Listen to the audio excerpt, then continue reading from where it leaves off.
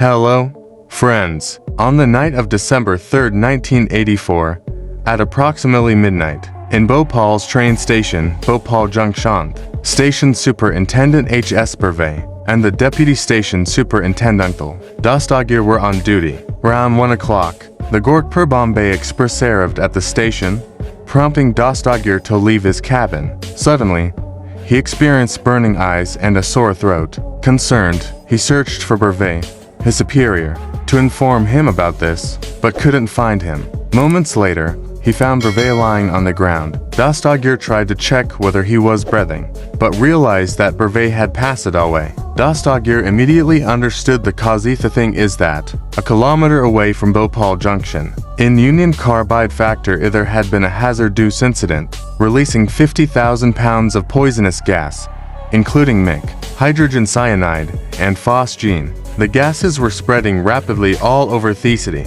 As the most senior person present, Dastagir took charge, deciding that the Gorakhpur-bound train needed to leave before its scheduled departure. Even though it was supposed to stay at the station for 20 more minutes, the passengers of the train had the windows closed, and Dastagir didn't want passengers to be harmed in any way. With passengers' safety in mind, Dastagir broke protocol and ordered the station staff to clear the way for an early departure, and he assumed all responsibilities of breaking this protocol. Meanwhile, the crowd at the station was growing. The incident occurred during the night when most people were asleep at home. Some individuals, facing difficulty breathing, took refuge in their cars and tried to leave the city. But on the other hand, those without vehicles gathered at the station, unsure of what to do. More and more people kept coming to Bhopal Junction. People were coughing, crying, and vomiting all around the station. Dastagir was running from one platform to the other, trying to help the people in any way he could. He made an SOS call to the nearby stations, after which, ambulances, paramedics, and railway doctors reached the station to help people. Despite all efforts, escaping the poisonous gas proved challenging. While on one hand, some had fled their homes to reach the station, on the other hand, more people headed to hospitals. Obviously, if someone experiences burning eyes and breathing difficulties while sleeping at night, they'll go to a hospital. However, the challenge was that neither railway doctors nor the hospital staff understood the nature of the situation. These symptoms were unfamiliar to them, and they struggled to identify the illness or its cause. 3 kilometers from the Union Carbide factory was Bhopal's Hamidia Hospital. At the time, the hospital had a capacity of approximately 1,200 beds. Around 1:15 a.m., the first patient arrived, complaining of eye irritation. Within the next 5 minutes, over 1,000 people had gathered at the hospital. Some doctors attempted to obtain information from the Union Carbide factory, but they didn't provide any useful information. The company's medical officer, L.D. Loya, told doctors that the gas was not poisonous and advised the application of wet bandages to the eyes. Meanwhile, the superintendent of police, Swaraj Puri, visited the control room and saw that his staff was coughing helplessly and rubbing their eyes. That was around 1:25 a.m. He called the carbide factory. On the first of phone calls, he received assurances of everything being okay. However, after the third call, the response was uncertain. The people at the factory claimed that they didn't know what had happened. We don't know what has happened. By 10 a.m., the hospital had admitted around 4,000 patients, and chaos was unfolding at Bhopal Junction station. Dastagir had ensured that the Gorakhpur Bombay Express had left the station, but aiding people became increasingly challenging. He later learned that his senior, H.S. Purve, had lost his life while directing another train to leave Bhopal. His senior had instructed the train not to stop at the platform and to keep moving. Ghulam Dastagir, his wife, and their 4 children lived in Old Bhopal, merely 3 kilometers from the Union Carbide factory. But Dastagir didn't leave the station to check on his family. He remained at the station, dedicated to assisting those in need. Trains arriving at the station were prevented from stopping. They were asked to keep going. Manzoor Ahmed Khan, Dastagir's colleague, was among the individuals arriving at the station to leave Bhopal. Around 3 a.m., he arrived at the station with their entire family, observing Dastagir tirelessly moving from platform to platform, assisting people selflessly without concern for his own safety or that of his family. Friends, there is a new series on Netflix, Throwaway Men, inspired by these real-life stories. How these unknown and unsung heroes were grappling with the poisonous gas that fateful night. This series is the first series by Yash Raj Entertainment to be released on an OTT platform. Watching the trailer will give you a clear sense of the suspense and thrill embedded in the story of that night in this series. On one hand, the doctors and paramedics at the stations and hospitals were working to realistically save lives. On the other hand, they didn't truly know how to treat the cause of the symptoms. Most of the doctors administered eye drops to reduce the burning sensation in the eyes, steroids to treat the inflammation, and antibiotics to prevent secondary infection, and antacids to treat stomach problems. The real solution, though, depended on identifying the gas, whether it was mic, phosgene, or another gas like hydrogen cyanide. Initially, doctors suspected phosgene poisoning because there was a similar incident 3 years prior to this, in the same Union Carbide factory, in December 1981, resulting in the D3 death of a person working in this factory, Ashraf Mohammed Khan, due to a phosgene leak.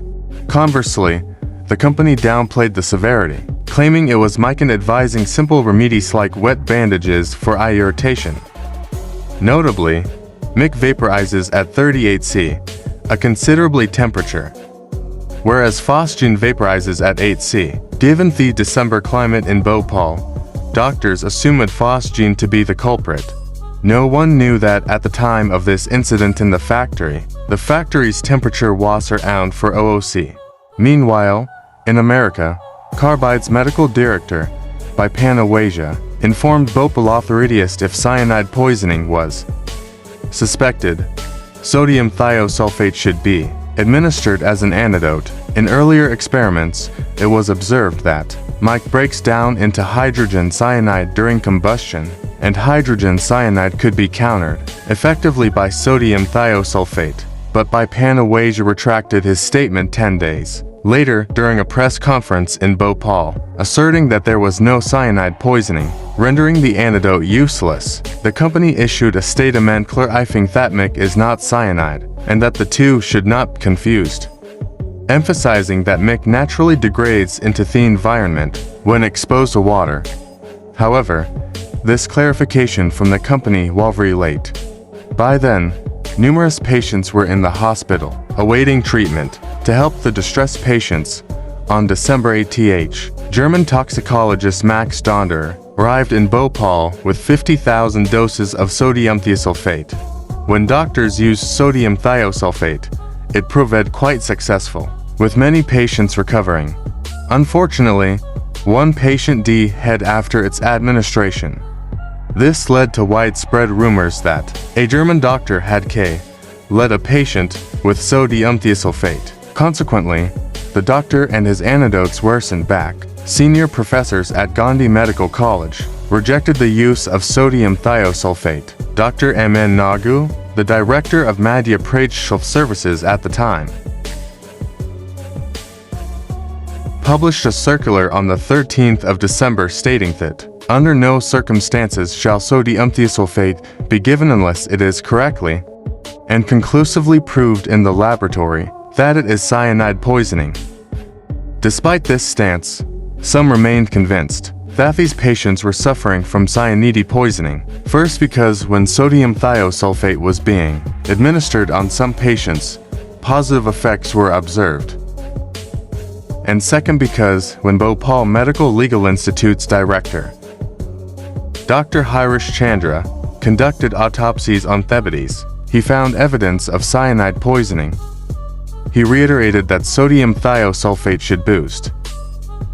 Weeks later, in February, ICMR instructed doctors to use sodium thiosulfate. The biggest question here was, why was there so much confusion?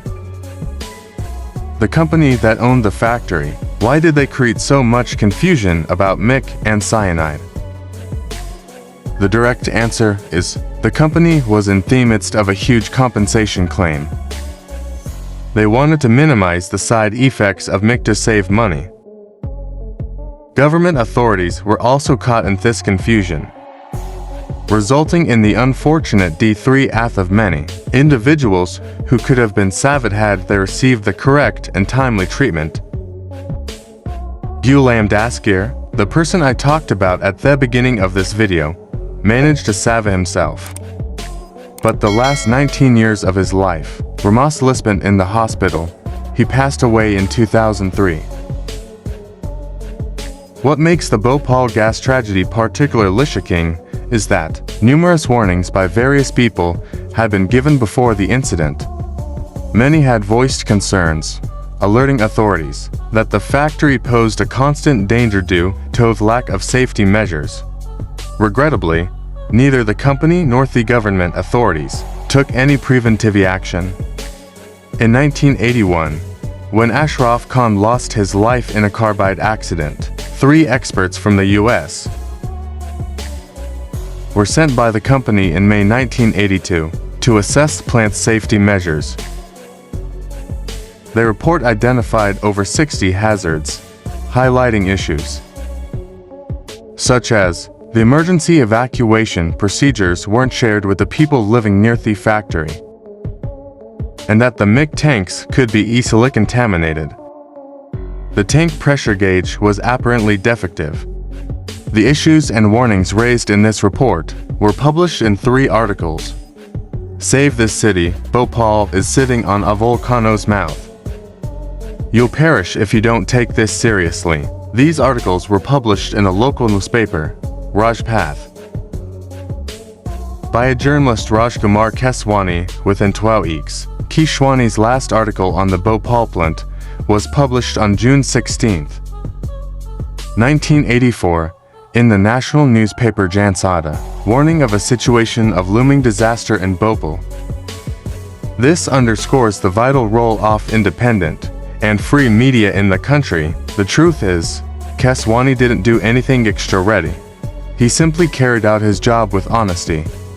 And that's why, today he emerges as an unsung hero.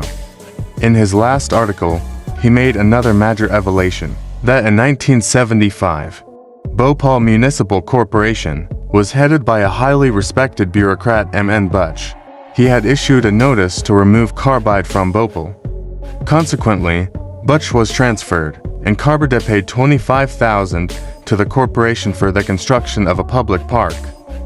With this, Keswani hinted at a collusion within the government to aid Carbidine successfully conducting its factory operations. Similar narratives are explored in Thera Wayman series. You can watch it on Netflix. Thanks for watching. Subscribe for more videos. Thank you very much.